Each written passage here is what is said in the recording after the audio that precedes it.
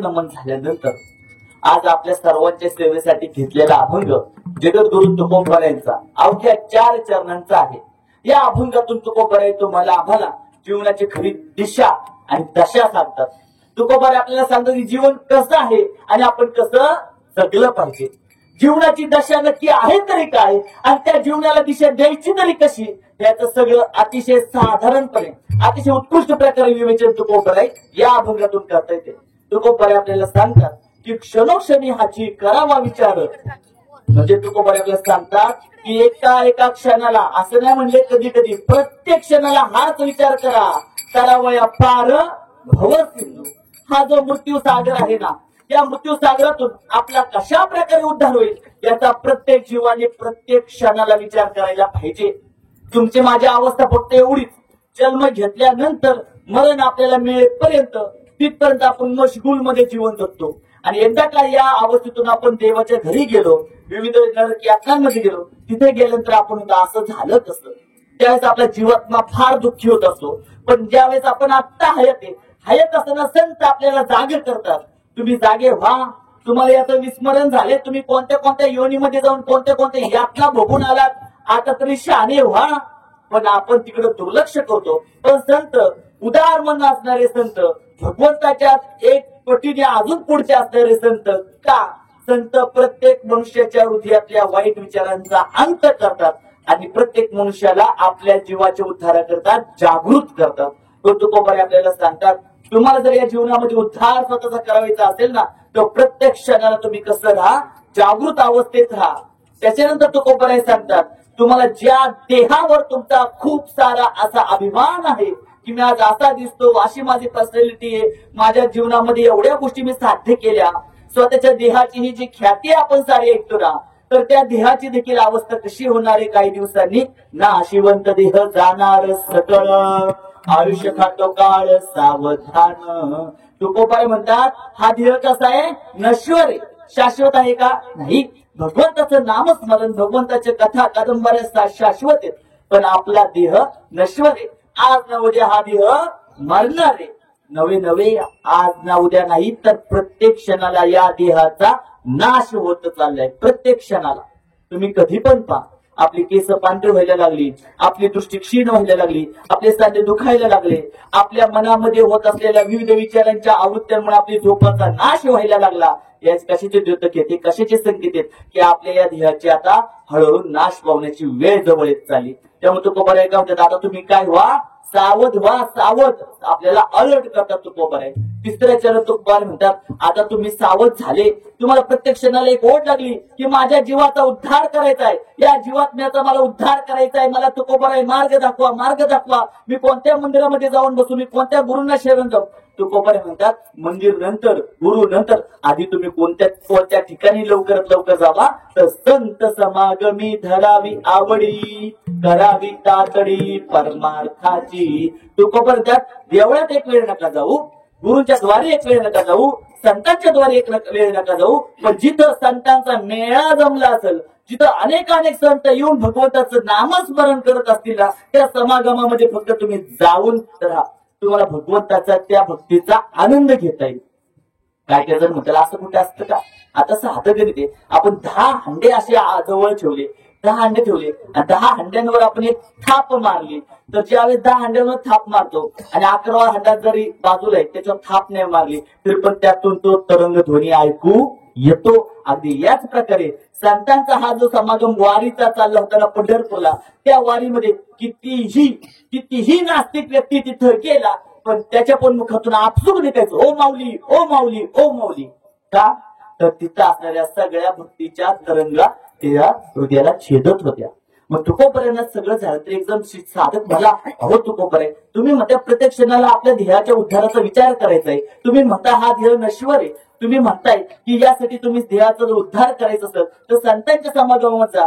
पण तुकोबराय हे सगळं करत असताना आमची लग्न झालं, तो आम्ही कसं घरदार सोडू, आम्हाला संसार आहे, आम्ही कसं काय करा. मग तुकोबराय म्हणतात तुम्हाला कोण म्हणलं संन्यास घ्या. तुकोबराय म्हणतात की ज्या वेळेस तुम्ही या संसारातला कोणताही व्यवहार करताल ना, तो कसा करायचा, इतरांना घातक असणारा करायचं नाही, इतरांचा विश्वासघात होईल असं वागायचं नाही, इतरांची फसवणूक केली जाईल असा व्यवहार करायचा नाही. तुका म्हणे हे लोकीच्या व्यवहार नका डोळे धुरे भरून यारा हो विठ्ठल.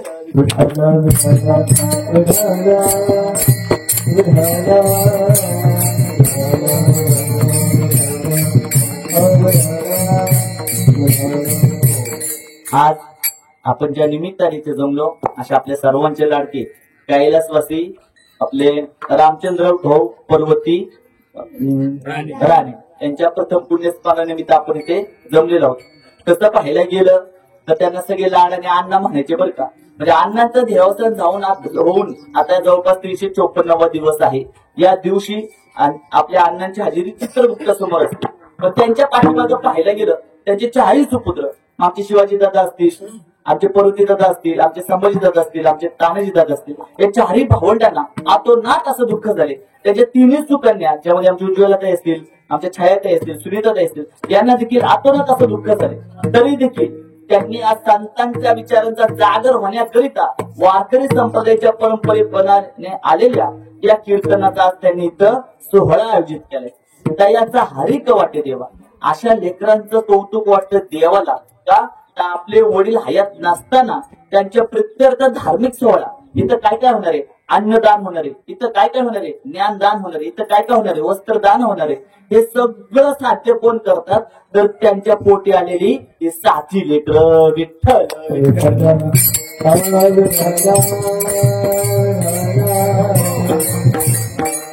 म्हणजे आता आपण थोडं विश्लेषणात्मक पाहणार आहे. माझ्याकडे फक्त 40-45 मिनिटं राहिले, पण या 40-45 मिनिटांमध्ये मी तुम्हाला अभंगाचा पूर्ण भावार्थ सोडवणार. तुकोबारी आपल्याला सांगतात की क्षणोक्षणी हाची करावा विचार. पहिली गोष्ट आपण कोणता विचार करायचा ते पण आपल्याला कळलं पाहिजे आणि का करायचा ते कळलं पाहिजे. मी ते इथपर्यंत म्हणेल कोणता विचार करायचा कळण्या अगोदर का करायचं ते कळणे गरजेचे. म्हणजे एखादा उंदीर आहे तो ज्या वेळेस, आता आपल्या सर्वांना माहितीये उंदराला पकडण्यासाठी काय लावतात घरामध्ये, पिंजरा. आता उंदराला माहिती नाही की पिंजरा आहे तिथं.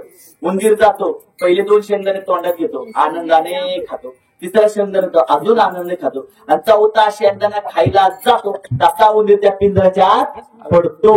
आता पिंजऱ्याच्या आत पडला तर आतमध्ये शेंगदाण्याची रास असते, एवढी चांगली मुठभर शेंगदाणे असतात.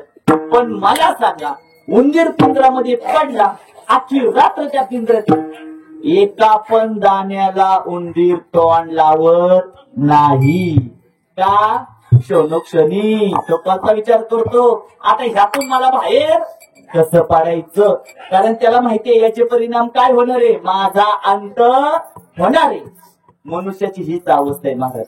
आपण पण त्या पिंजऱ्यामध्ये अडकलेलो आहे, पण आपल्याला अजून माहितीच नाही की या पिंजऱ्याच्या बाहेर आपल्याला निघता येणं शक्य नाही. पण संत सांगतात अरे तुम्ही जे घरं बांधताय, तुम्ही जे गाड्या घेताय, तुम्ही जे ह्याला त्याला खाली दाखवण्यासाठी प्रयत्न करताय, तुम्ही याची त्याची जिरवण्यासाठी योजनाबद्ध आखणी करताय, तुम्हाला माहिती का तुम्ही त्या पिंजऱ्यात अडकलाय.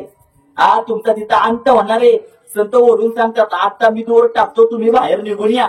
आपण म्हणतो थांबा जरा, आमच्या लेकीचं लग्न होऊ द्या, थांबा जरा, आमच्या वावरांच्या वाटण्या होऊ द्या, थांबा जरा. आपण फक्त देवाची भक्ती भविष्यावर ढकलत चाललो. मी म्हणत नाही घरदार सोडा, संत पण म्हणत नाही संन्यास घ्या, पण संत सांगतात घरादारात असताना तुम्ही तो 7वी विचार उद्देश करा. कोणता? लय तत्वज्ञान लागत नाही. जीवाला अध्यात्म शिकण्याकरिता कोणत्या ठिकाणी जाऊन ट्रेनिंग घ्यावं लागत नाही. काशीला जायचं 5 वर्ष राहायचं मग आम्ही आध्यात्मिक, तसं नाही. या क्षणापासून तुम्ही अध्यात्म शिकू शकता, या क्षणापासून तुम्ही भगवंताचे लाडके होऊ शकता. पण कसे? ज्या वेळेस भगवंताला जसं अपेक्षित आहे तसं आपलं जीवन पाहिजे. देवाला काय अपेक्षित आहे? जास्त काय नाही. देव म्हणतो तुम्ही जीवन जगत असताना प्रामाणिकपणे जीवन जगा. एवढं जरी केलं ना तरी देवाला लय भारी वाटतं. नाही तर गावात गेला गावात लेंबर भांडणं, लग्नात गेला लग्नात लेंबर भांडणं, शाळेत गेला शिक्षकांवर भांडणं, जत्रेला गेला जत्रेवर भांडणं, जिथं जाईल तिकडं भांडणच करून येतो. मग अशा व्यक्तीचं देवाला कौतुक वाटेल का? देव म्हणतो याला लवकर आता मनुष्य जन्म देऊ नका. तो सगळ्यांबरोबर भांडणं करतो ना, याला दुसऱ्या योनीमध्ये घाला. पण एखादा व्यक्ती लग्नामध्ये गेला तिथं सेवा करतो, मंदिरावर गेला पंक्ती वाढायला सुरुवात करतो, जत्रेला गेला भांडण मिटवायला सुरुवात करतो. देव म्हणतो ह्याच्यामुळे अनेक जीवांना काय भेटते? शांतता भेटते. याच्या जन्माच्या बरोबर अजून त्याला कोणती चांगली श्रेष्ठ योनी द्या. आपल्या वागणुकीला देव भाळतो बर का. देव फक्त काय चांगली कपडे घातले, चांगलं हे केलं ते केलं देवाला नाही काय. अहो जर तसं देव असताना तर मला नाही वाटत एकमेकीच्या चिपऱ्या वाटणाऱ्या आपल्या संत जनाबाईच्या मागे देव लागला असता, गौरीच्या टोपल्या डोक्या घेऊन लागला असता का? नाही.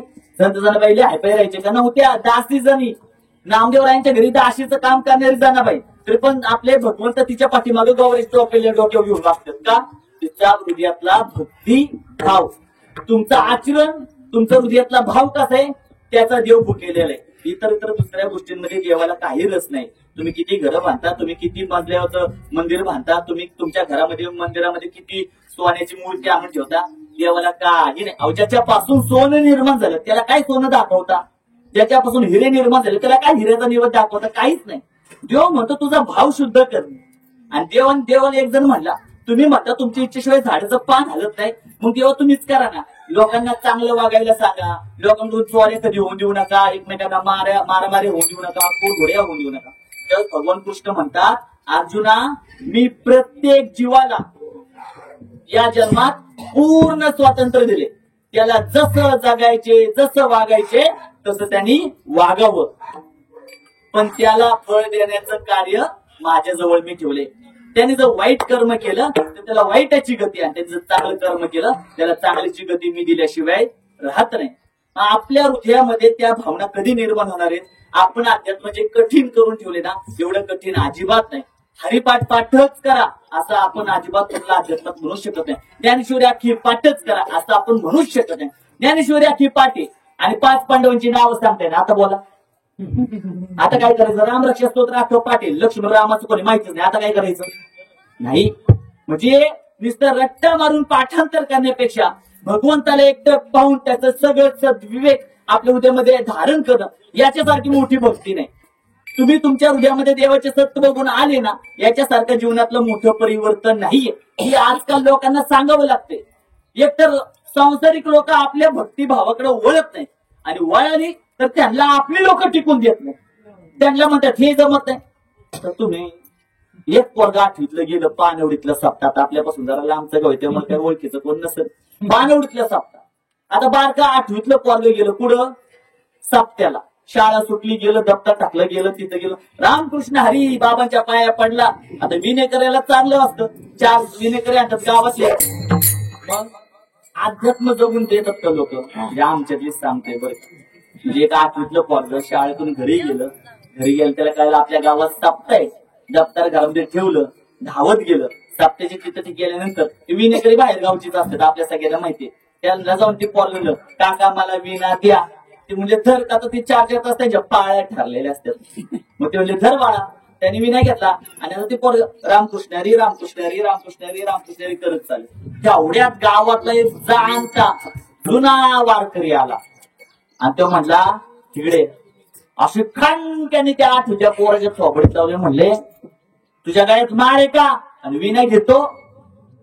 आता मला तुम्ही सांगा, देव असा म्हणला का कधी नामदेवरायांना तू पहिल्यांदा शुद्ध होऊन ये, मग मी तुझा निवेद खातो? म्हणला देव कधी असा? नाही. अहो जर असं करणार असतं, तुम्ही जर सगळं ज्ञान प्राप्त केल्यावर देव म्हणला माझ्या जाऊन मंदिर असं होणार आहे का? नाही.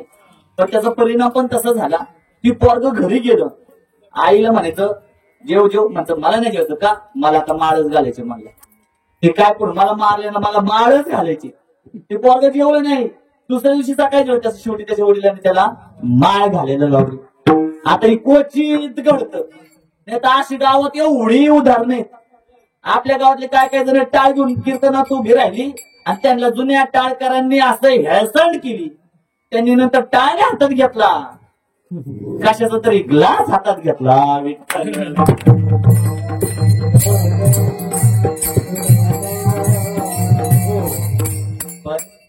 आज आपण सगळे जास्त विचाराने इथे जमलेलो आहोत. सांगायचं तर खूप आहे पण वेळ कमी आहे. आणि आज हा इतका सुंदर क्षण गुरु पौर्णिमा आहे. मग गुरुपौर्णिमेबद्दल ज्यांच्या मार्फत गुरुपौर्णिमा निर्माण झाली, ज्यांना आपण स्मरण करायला पाहिजे त्यांच्याबद्दल मला बोलायचंय खरं, पण आता भाऊ किती धावत्या ओघामध्ये घेतील. तर असं ज्यावेळेस कुरुक्षेत्रावरील युद्ध संपन्न झालं, मग सगळे रथी महारथी मरण पावले, कौरवांचा पराजय झाला आणि मग हस्तिनापूरवर कुणाचं राज्य निर्माण झालं? पांडवांचं राज्य निर्माण झाले.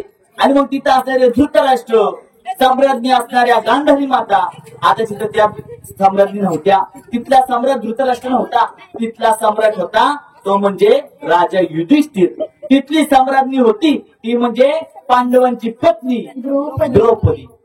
आता हे कोण झाले होते? रिटायर झाले. रिटायर कोण? धृतराष्ट्र आणि गांधारी. पण तिथला जो महामंत्री होता तो होता विदुर. विदुर नीती कधीतरी वाचा. भगवान कृष्णानंतर जर राजकारणामध्ये सगळ्यात श्रेष्ठ विचार करणारा कोण असेल, रणनीती आखणारा, तर तो विदुर आहे बरं का. कृष्णानंतर त्यांचा नंबर लागतो. एवढा हुशार असणारा विदुर. तो राहायचा कुठं? हस्तिनापूरमध्ये. प्रत्येकाचा महाल केवढा मोठा असायचा महाराज? केवढा मोठा? एका महालाचा दरवाजा किती मोठा असायचा? एका सरदाराच्या महालाचा दरवाजा एकाच वेळेस 36 हत्ती, एकाच वेळेस 36 हत्तींची अशी सगळी काय म्हणतात टोळी, काय लाईन नाही त्याला, काहीतरी पक्ष्यांचा थवा असतो, झुंड. मग अशा एकाच वेळी 36 हत्तींचा झुंड त्या दारातून आत बाहेर करत. एवढी मोठे दारच असत, महाल किती मोठा असत. प्रत्येक सरदाराचा एवढा मोठा महाल. पण विदुर राहायचा कुठं? विदुर त्या सरदारांचा सरदार, महामंत्री होता. विदुराला राहिला कुठं? तर त्या हस्तिनापूरच्या बाहेर एका छोट्याशा झोपडीमध्ये विदुर राहत असे. विदुर साधा नाही हा. विदुर म्हणजे कोण आहे? जो धृतराष्ट्र आहे ना त्याचा भाऊ विदुर आहे. पण फक्त घोळ कुठं झाला आपल्या सर्वांना माहिती.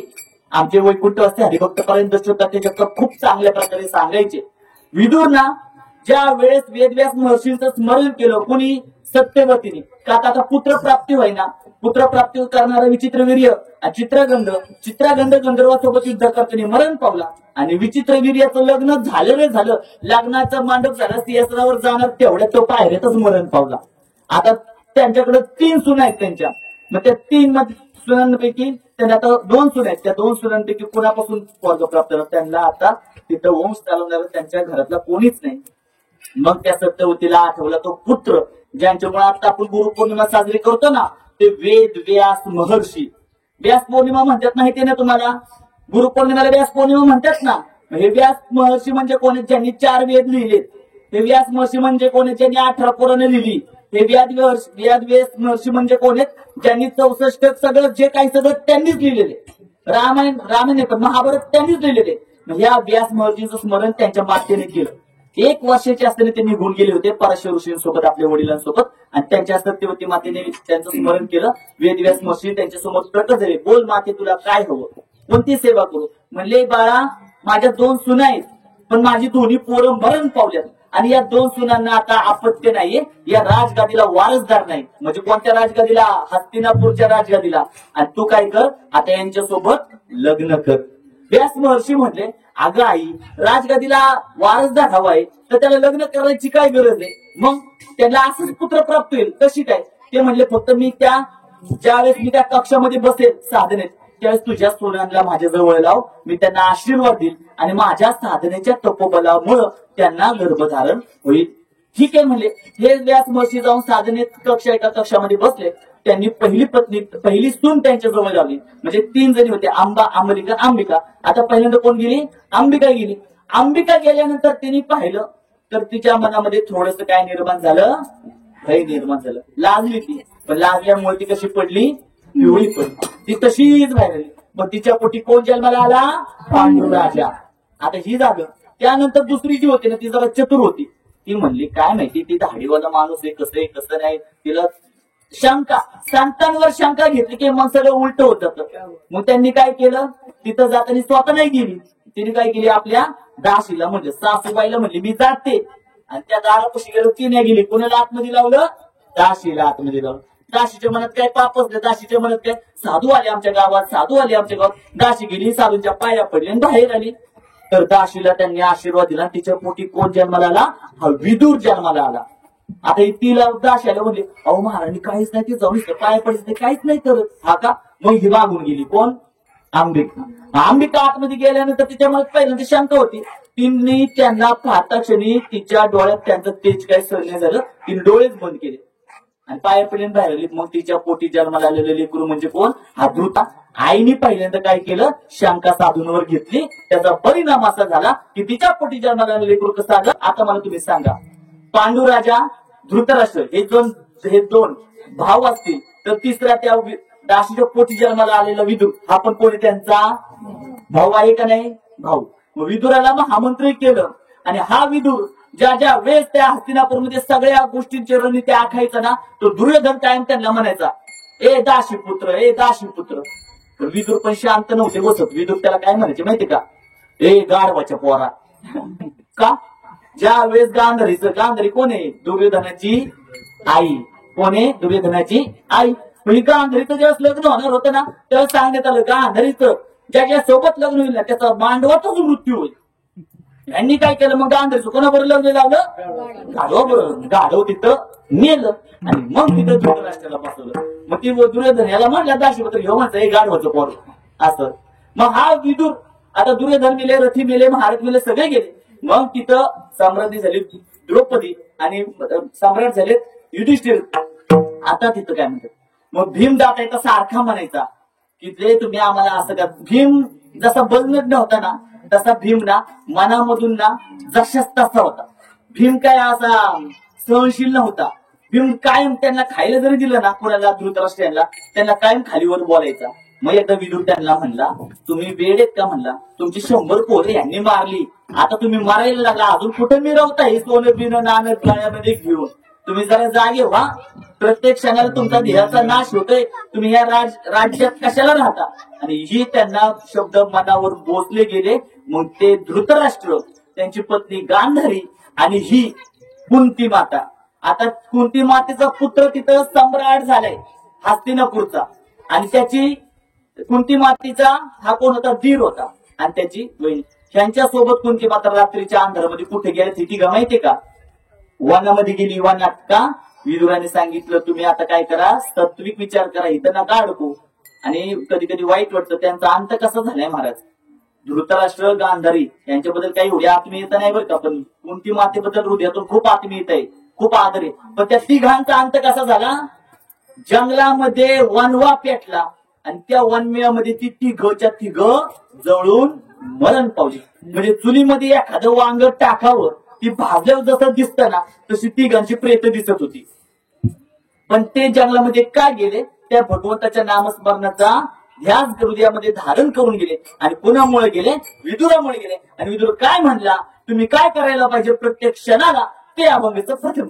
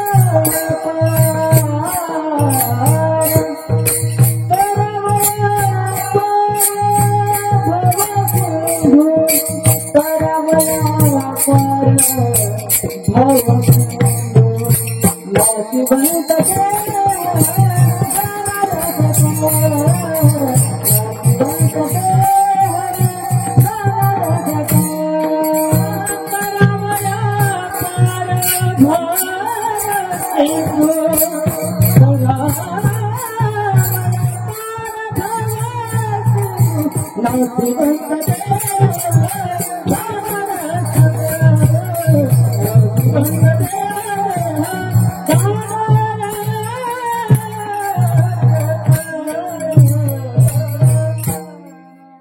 आपण महाभारतातले फिरलो बरं का. 3 पुस्तकातलं ज्ञान मी तुम्हाला 7 मिनिटात सांगितले. मग तुम्ही पण एवढं कान देऊन ऐकत होता, तुम्ही ते हृदयस्थ केले. आता थोडस आता आपण रामायणात जाऊन येऊ. थोडस रामायणात दुसऱ्या चरण तुकोबाराय सांगतात, नाशिवंत देह जाणार सकळण, आयुष्य खातो काळ सावधान. झालं असं, सीता मातेचं हरण केलं कुंभकर्णाने, बरोबर ना? हा कोणी केलं? रावणाने केलं. सीता मातेचं हरण रावणाने केलं आणि रावण सीता मातेला घेऊन गेला. आता लक्ष्मण भाई आणि श्रीराम हे दोघं आपल्या पत्नीचा, म्हणजे लक्ष्मण भाई आपल्या वहिनींचा, सीता माता आणि रामप्रभू आपल्या पत्नीचा शोध घेत होते. दरमजल करत करत करत करत जात असताना तिथं त्यांना तेवढ्यात एक चित्र असं दिसलं की एक रुईचं झाड आहे आणि ते रुईच्या झाडाखाली एक साधू तपश्चर्याला बसलेले आणि अतिशय जीर्ण झालेले त्यांची वस्त्र आहेत. पण रामप्रभूंना क्षणाचा विलंब लागला नाही ते कोणी जाणायला. रामप्रभू तिथे गेले, हात जोडून नमस्कार केला आणि हृदयातून रामप्रभूंनी असा भाव निर्माण केला की साधूंनी तपश्चर्यातून बाहेर यावं आणि आमच्याशी थोडीशी हरिचर्चा करावी. आता त्या साधूला कळलं, माझ्या समोर जगाचा नियंता आहे, अवघा ब्रह्मांड नायक माझा भगवंत माझ्या समोर आहे. साधू त्या समाधीतून बाहेर आले आणि रामप्रभू सोबत त्यांची हरिचर्चा चालू झाली. आणि हे सगळं चित्र कोण पाहतात? आपले लक्ष्मण भैया. लक्ष्मण भैया म्हणतात, माझा दादा यांचा एवढा आदर करतोय म्हणजे नक्की हे खूप मोठे तपस्वी असले पाहिजेत. आता यांच्यासाठी मला काहीतरी करायला पाहिजे बरं का. आता ह्यो सद्गुण हा संस्कार आपल्याला लेकरांना देता येतोय का याचा एकदा विचार करा. माझे वडील ह्यांना नमस्कार करतात, मी पण माझ्या वडिलांसोबत त्यांच्या पाया पडलं पाहिजे. माझे वडील हे आल्यानंतर उभे राहतात, मी पण त्यांच्यासोबत उभं राहायला पाहिजे. हे संस्कार पूर्वी शिकवले जात नव्हते. हे संस्कार आचरणातून विद्यार्थ्यांच्या हृदयामध्ये यायचे आणि मुलं तशी वागायची. जर एखाद्या ठिकाणी त्यांचे गुरु गेले आणि गुरूंनी जर पुढच्या मान्यवरांना नमस्कार केला, ज्या अर्थी गुरु त्यांना हात जोडतात त्या अर्थी शिष्याने देखील त्यांना हात जोडले पाहिजे. गुरूंनी कधीच त्यांना सांगितलं नव्हतं, पण शिष्यांच्या हृदयातून निघालेले हे भाव असायचे. हे संस्कार लेकरांना देणं गरजेचे बरं का. नाही तर पाहुणा घरी आला ना, आईला टेन्शन येतं, आता बावड्या घरात आहे कसं व्हायचं. बाबा म्हणजे पूर्वी काय पाहुणं घरी लावून भावडे काय करणार, जाणार फक्त पाण्याचा तांब्या, भाऊ पाणी धरा, चहा करू का, चहा सांगू कायला, असं. आता तसं नाही, पाहुणा घरी जरी आला, बावड्या जर टीव्ही बघत असला तर बावड्या पाय पसरून टीव्ही बघत असतो, त्याला काय पाहुण्याचं देणं घेणं नाही. बरं आई त्याला म्हणत पण हे बावड्या जा तिकडे जाऊन बस, टीव्ही बंद कर, नाही म्हणत का. त्याला असं वाटतं बाबा बावड्या पाहुण्याच्या समोरच आपल्याला काहीतरी उलटा बोलल, ते आपल्याला जिव्हारी लागत. मग किती मोकळी दिली आई वडिलांनी पोरांना याचा एकदा विचार करा. मी तर तुम्हाला आज सांगतो बरं का, 4थी 5वी 6वीतली मुलं अशा ठेवणीतल्या शिव्या देत्यात की बाबा बाबा काय सांगू तुम्हाला. त्या लेकरांना त्या शिव्यांचा अर्थ माहिती नसल, पण त्यांना माहितीये माझ्या बाबांना लय राग आला ना, आमचं बाबा असं आईला काहीतरी बोलतं, मी पण तसं बोलायचं. आमच्या आजोबांना लय राग आला ना, आमचा आजोबा असं बैलांना शिव्या घालतं, मी पण घातल्या पाहिजे. तुम्ही तुमच्या लेकरांना मी तेवढंच सांगत. आता आमच्या संस्थेतले विद्यार्थी काही एका शाळेमध्ये जातात, त्या शाळेमध्ये गेल्यानंतर ह्या विद्यार्थ्यांना ना, पहिलीतल्या मुलाला, ही किती लहान लेकरू आहे, याला 10वीतली मुलगी पण काय म्हणती, ओ श्री माऊली, ओ श्री माऊली उठा, ओ श्री माऊली बसता, ओ श्री माऊली वाचायला घ्या, ओ श्री माऊली. हे काय मोठी मुलगी पण ह्यांना आऊजाऊ बोलते, त्यांचं नाव घेऊन ह्यो पण छोट्या मोठ्यांना आऊजाऊ बोलतो. शिवी हा प्रकारच आमच्या संस्थेत नाहीच आहे. पण ही पोरं जेव्हा शाळेत जातात ना, शाळेतली पोरं एकमेकांना घ्यायला नाही कोण शिवे देत, पण एकमेकांना शिव्यांशिवाय बोलत नाही. बरं ही किती ते माऊली तुम्ही किती ते सांगा. आधी 4थी 5वीतले लेकरू त्याच्या पण वर्गातले शिव्या देतात. आता काय कर, आणि मग मला एवढं काय वाटायचं काय शिव्या देत असेल, पण ही पोर एवढी 7 दिवसांत झाल्यात ती वहीच्या पानावर लिहून येतात, गुरुजी बघा ना असं म्हणतात, काय करायचं असं पण असतं का. म्हणजे ह्यांना शिव्या देणं गुन्हा वाटतोय आणि ती पोरं असताना शिव्या. मग आता इथून पुढे काय करायचं, जास्त काय नाही करायचं. तुमच्या लेकरांना तुम्ही शिव्या शिकवले नाहीत, पण तुमच्यामुळे त्यांच्या कानावर पडल्या ती आता द्यायला सुरुवात केली. आता काय करायचं, लेकरांनी शिवी दिली देता टाका, त्याला सांगायचं अजिबात तोंडाशिवी न्यायला पाहिजे, अजिबात ही वचन द्यायला गरज आहे. मग रामप्रभू तिथं त्या साधू संतांबरोबर बोलताय ते हितगुज चालले. लक्ष्मण भैया म्हणतात यांचं वय पाहता आता सध्या साधू संतांचं वय 60-70 वर्ष असेल आणि हे छोट्याशा रुईच्या झाडाखाली, आता आपली रुई एवढी असते पण जंगलातली रुईचं झाड मोठं असतं एवढं, त्या रुईच्या झाडाखाली त्या दगडावर तपश्चर्या करतात. त्यावेळेस लक्ष्मण भैया म्हणले साधू संतांना तुमचं आणि माझ्या दादाचं बोलणं होईपर्यंत एका घटिकेत मी इथं चांगली तुम्हाला कुटिया बांधून देतो ज्यामध्ये तुम्ही शांत तिथं आराम करू शकता. साधू संत म्हणले अहो कशाला? त्यावेळेस लक्ष्मण भैया म्हणले अहो तुमचं आयुष्य अजून खूप आहे, तुमच्याकडे पाहिल्यानंतर आम्हाला असं वाटतं तुम्ही अजून 30-35 वर्ष जगताल आणि ऊन वारा पाऊस कुठं सहन करताय, त्यापेक्षा त्या कुटियेमध्ये तुम्ही आराम करताल. त्यावेळेस ते साधू संत म्हणतात अहो माणसाचं आयुष्य तरी किती आणि माणसाचं हे शरीर तरी किती जपणार आहे, कितीही जपलं तरी त्याचा अंत झाल्याशिवाय राहणार नाही. त्या दिवशी पहिला म्हणले तुम्ही अजून 40-50 वर्ष जगतात, ते म्हणले 40-50 वर्ष नाही. म्हणजे अहो कशाला घर बांधायची, काय गरज नाही कुटिया बांधायची. रामप्रभू लक्ष्मण भैयांना ते म्हणले की माझं आयुष्य फक्त 60-70 वर्ष नाही, माझ्या शरीरातला एक केस गळून पडतो ना त्यावेळेस एक युग गळून पडतं. त्यावेळेस रामप्रभू म्हणतात लक्ष्मणाला हे रोम हर्ष ऋषी लोमस ऋषी आणि म्हणजे ते त्यांचं आयुष्य आपण वर्षावर मोजू शकत नाही. जर विचार करा ज्यांचं आयुष्य कल्पांत आहे तरी पण त्यांना मोठी मोठी घरं बांधायची मनामध्ये भावना नाहीये का? ते या शरीराला काय समजतात? नश्वर समजतात. म्हणून तू काय म्हणतात या शरीराचा आज न उद्या अंत होणार आहे म्हणून या शरीराचे जास्तीत जास्त लाड पुरवू नका. तेच अभंगाचं द्वितीय